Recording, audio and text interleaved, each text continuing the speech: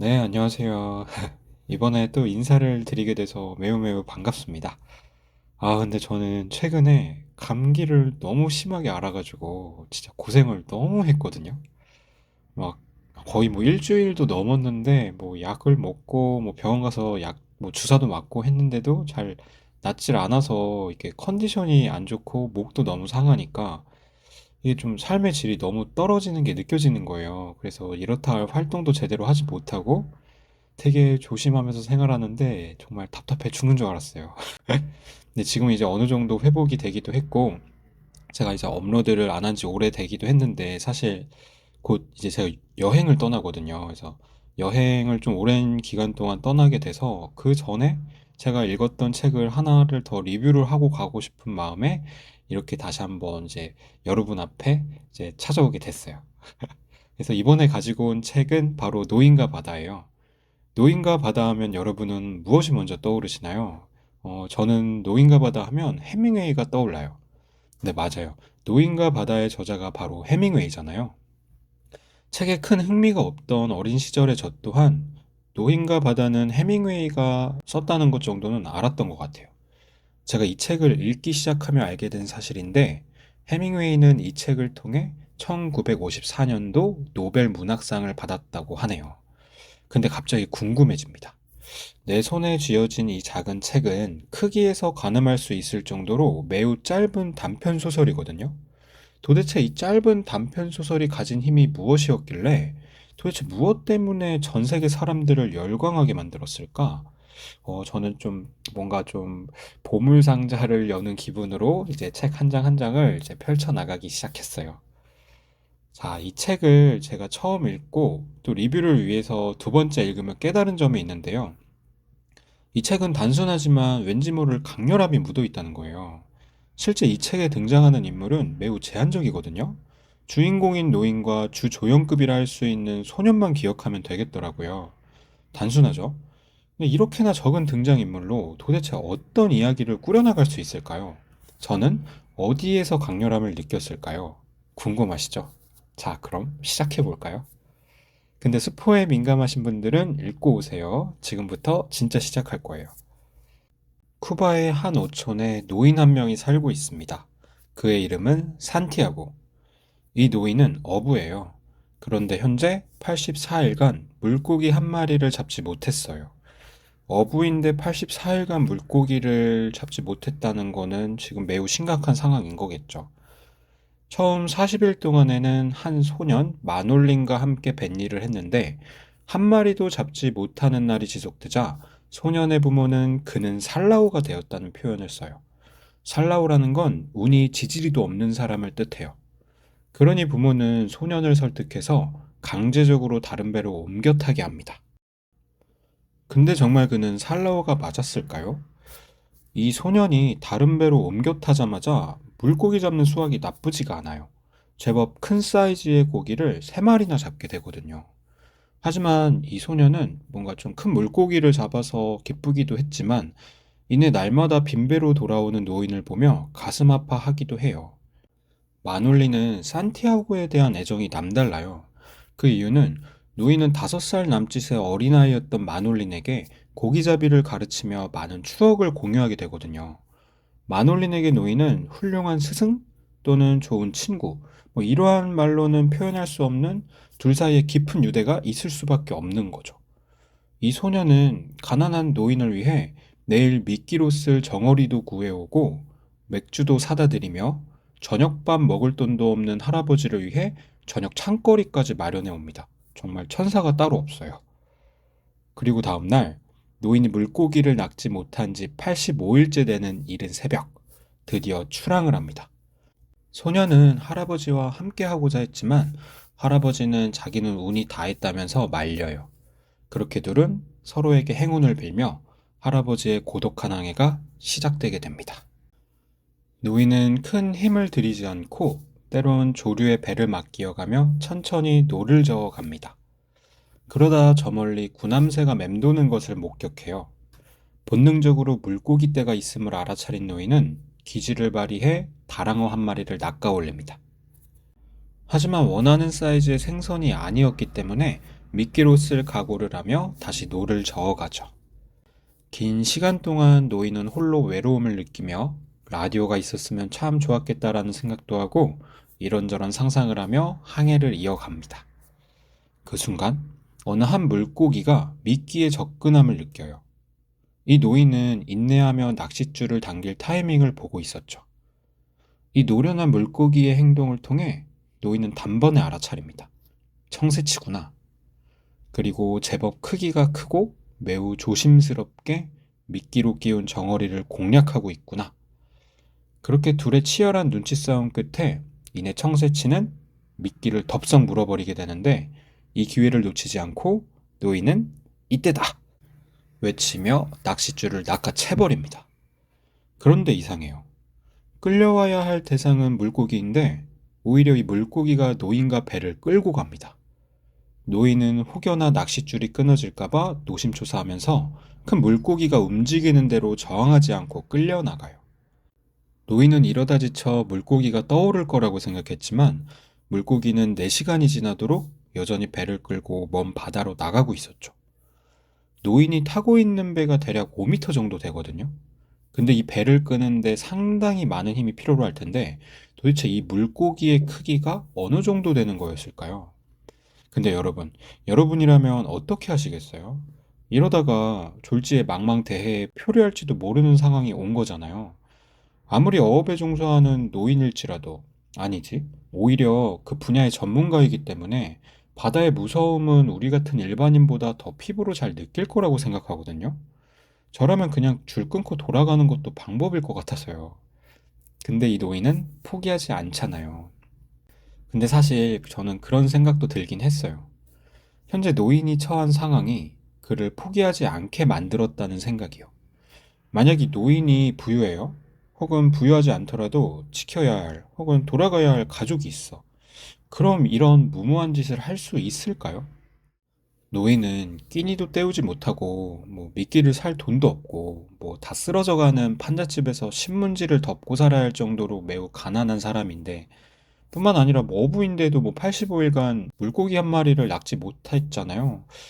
그런 처절한 상황이 그로 하여금 포기하지 않게 만들었다는 생각도 들더라고요. 자, 서사는 준비가 됐다. 그 포기하지 않은 결과의 끝엔 과연 무엇이 기다리고 있을까요? 그렇게 해가 지고 땀이 식어서 추위를 느낄 즈음에 요인은 이런저런 생각에 잠기다가 여러 번 소년을 그리워하기도 합니다. 그 애가 함께 있었다면 참 좋았을 텐데. 하지만 이런 푸념이 크게 도움이 되지 않음을 깨닫고 끝이 어딘지 알 수 없는 혈전을 위해 가지고 있는 예빗줄을 몽땅 이어서 오직 이 청새치만을 위한 준비태세를 갖춥니다. 올인을 하는 거죠. 그렇게 아침이 밝았으나 물고기는 지친 기력 하나 없이 요지부동입니다. 그나마 다행이라면 물고기가 조금은 위로 떠올라 헤엄치고 있다는 거예요. 하지만 노인은 지속된 피로와 이따금 발생하는 변주곡 같은 물고기의 움직임에 왼손에 쥐가 나기도 합니다. 그럴 때마다 노인은 어제 잡아둔 다랑어를 질겅 씹어가며 다시 의지를 다져요. 손에게는 버텨달라 이야기하기도 하고 하느님께 기도를 하기도 하죠. 그러다가 낚싯줄의 변화를 느끼며 본능적으로 물고기가 올라오고 있음을 느낍니다. 잠시 후 물 위로 물고기가 전신을 들이우더니 잠수부 마냥 물속으로 다시 잠깁니다. 노인과 물고기의 첫 만남이었던 거죠. 노인은 물고기의 크기가 자기 배보다 60cm나 더 크겠다고 생각을 해요. 노인의 배가 5m 정도니까 약 5.6m 정도 길이의 청새치인 거죠. 크기가 정말 어마어마한 거예요. 그렇게 또 하루가 저물며 긴 대치 속에서 밤을 맞이합니다. 그러니까 현재 이튿날 밤인 거예요. 그 긴 시간 동안에 노인은 상념에 빠져 이런저런 생각을 하게 됩니다. 좋아하는 메이저리그, 노인의 젊은 시절 등 이런 걸 생각하면서 상념에 빠져요. 그렇죠. 긴 시간 동안에 라디오도 없고 핸드폰이라는 것도 당연히 없고 말동무도 없고 뭘 하겠어요. 생각하죠. 하염없이. 근데 여러분은 상상을 자주 하시나요? 저는 MBTI N 보유자로서 꽤나 상상하는 걸 좋아하거든요. 근데 그런 상상이 너무 지나치면 오히려 독이 된다는 생각을 해본 적이 있어요. 여기서 제가 말하는 상상은 책을 읽으면서 하는 그런 상상 같은 걸 말하는 게 아니고 그런 거야 얼마든지 해도 괜찮죠. 저는 이제 우리가 살아가면서 하는 많은 상상들을 말하는 거거든요. 어느 날 문득 그런 생각이 들더라고요. 네가 상상하던 일이 실제로 얼마나 일어났어?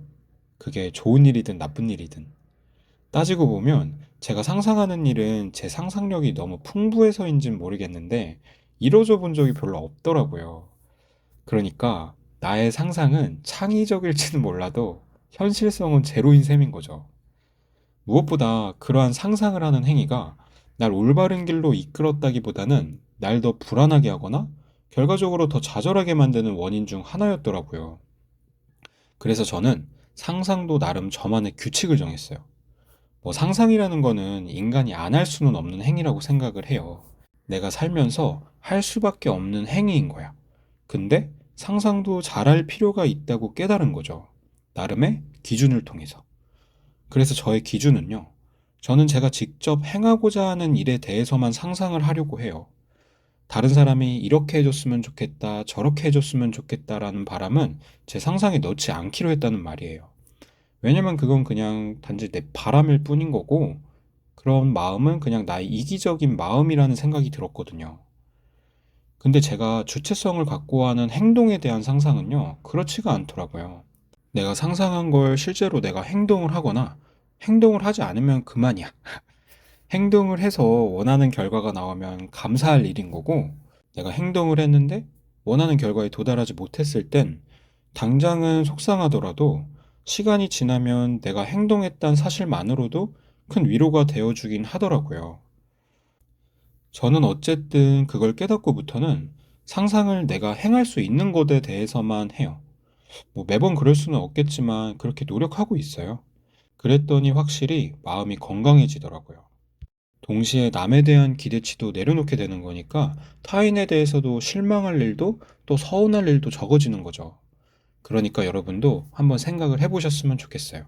지나친 상상은 오히려 독이 되고 대려 내 자신을 해치는 행위가 될 수도 있다는 사실을요. 그리고 저처럼 기준을 만들어 보세요. 도움이 되실 거예요. 자, 어쩌다가 이렇게 이야기가 샜는지 저의 대본을 다시 살펴봤는데, 이제 노인이 당장 할 수 있는 게 고요한 바닷속에서 생각에 잠기는 일 뿐일 테니까 그 상황에 대해서 고민을 해보다가 이제 저의 생각을 한번 얹어봤어요. 다시 이야기로 돌아와서요. 그렇게 이튿날 밤이 찾아오고 노인은 문득 한숨도 자지 않음을 깨닫고 쪽잠을 청하기도 하고 또 한때는 오밤중에 물고기와 한바탕 소동을 벌이며 상처가 더 깊어지기도 합니다. 하지만 이내 잠잠해지고 그가 바다로 나온 지 세 번째 태양이 솟아오를 때, 셋째 날이죠. 물고기의 행동이 평소와 다름을 느껴요. 노인은 이때야말로 물고기를 끌어올릴 절호의 찬스라 확신하며 최대한 낚싯줄을 당기죠. 그렇게 몇 시간, 한참을 실랑이한 끝에 물고기와 노인은 조우합니다. 실로 대다단 크기의 청새치를 맞이한 노인은 가지고 있는 모든 힘을 동원하여 마치 최후의 일격을 날리듯 물고기의 숨통을 끊죠. 3일간의 긴 사투 끝에 노인은 자신의 배만한 크기의 청새치를 낚는데 성공합니다. 근데 그렇게 기쁘지는 않았어요. 노인은 며칠 밤낮을 함께한 물고기를 죽여서 마음의 무거움을 아는 채 귀향을 합니다. 그런데 그때 불청객이 나타나게 돼요. 물고기가 흘린 검붉은 피가 바다에 퍼지면서 상어를 자극하게 되거든요. 그렇게 노인은 상어와 치열한 사투를 벌이며 죽이는 데 성공하지만 상어는 물고기의 살점을 충분히 물어뜯었고 노인이 가지고 있던 작살과 줄마저 가져가 버립니다. 노인은 이 커다란 물고기를 잡지 않았다면 어땠을까? 차라리 내가 침대에 덮은 신문지 위에 누워 있었더라면 어땠을까? 그런 후회를 합니다. 하지만 이내 마음을 다잡고 다시 희망을 품은 채 항해를 이어가죠. 노인은 이후에도 해가 지고 밤이 될 때까지 세 차례 상어떼의 공격을 받아야 했죠. 작살이 없어서 부러진 노와 몽둥이를 활용해가며 육탄전을 이어갑니다. 그렇게 정신을 차렸을 땐 이미 물고기의 반이 사라진 상태였어요. 그때마다 노인은 괜히 물고기를 잡았다는 또 굳이 멀리까지 왔다는 후회를 합니다. 하지만 후회도 잠시 다시 희망으로 의지를 다지죠. 사실 이렇게 후회를 했다가 또다시 마음을 가다듬는 과정이 이 책에서 굉장히 많이 나와요. 그만큼 비현실적이고 괴로운 상황 속에서 노인은 최대한 긍정적인 생각으로 치열하게 현실을 맞서 싸우고 있는 절박함이 느껴지더라고요. 그런 모습이 마치 우리의 삶을 보는 것 같기도 했고요. 그렇게 밤 10시가 되었을 때 노인은 마을의 불빛을 발견합니다. 이제 끝났구나 생각이 들다가도 언제 또 나타날지 모르는 상어떼의 불안감을 완전히 내려놓지는 못했죠.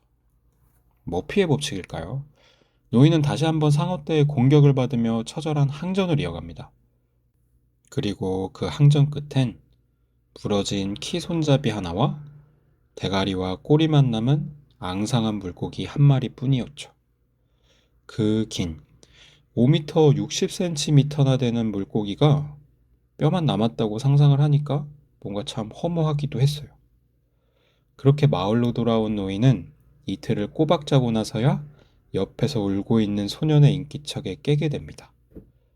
둘은 많은 대화를 나누며 소년은 다음엔 함께 나가자며 제안을 하기도 해요. 자신은 이제 운이 다했다는 노인에게 행운은 자기가 가지고 가겠다며 둘은 다음 출항 준비물에 대한 이야기를 하며 끝이 납니다. 84일간 물고기를 잡지 못했던 어부. 큰 물고기를 잡을 수 있는 기회가 왔을 때 성급하지 않게 인내하며 목적을 달성해낸 노인. 상어떼 공격이라는 여러 차례의 위기 속에서도 포기하지 않고 희망을 놓지 않는 그의 모습. 아마도 이러한 모습에 사람들이 열광을 했던 게 아닌가 싶어요. 무엇보다 노인이 처한 상황이나 노인이 역경을 헤쳐나가는 모습이 마치 이 책을 읽는 독자 개개인의 삶을 투영했을 거란 생각도 들더라고요. 노인이 희망을 놓지 않고 계속해서 의지를 다지는 처절함이 너무 자신을 보는 것 같아서 위로와 공감을 받았던 게 아닐까 싶었어요. 그리고 이 대목이 제가 이 책에서 강렬함을 느낀 순간이었습니다. 저자 해밍웨이가 바다에서 일어나는 노인의 이야기를 통해 우리의 삶을 위로하고 있었구나 라는 생각이 들었거든요. 여러분은 이 책을 어떻게 읽으셨나요? 혹시 너무 어렸을 때 읽어서 잘 기억이 나지 않으신가요? 그렇다면 성인이 된 지금 다시 한번 이 책을 펼쳐보시는 건 어떨까요? 어른이 된 우리가 어른의 시각으로 펼쳐보는 노인과 바다, 궁금하지 않으신가요? 자, 그럼 저는 이쯤에서 마무리하며 이만 물러나 보도록 하겠습니다. 들어주셔서 감사합니다.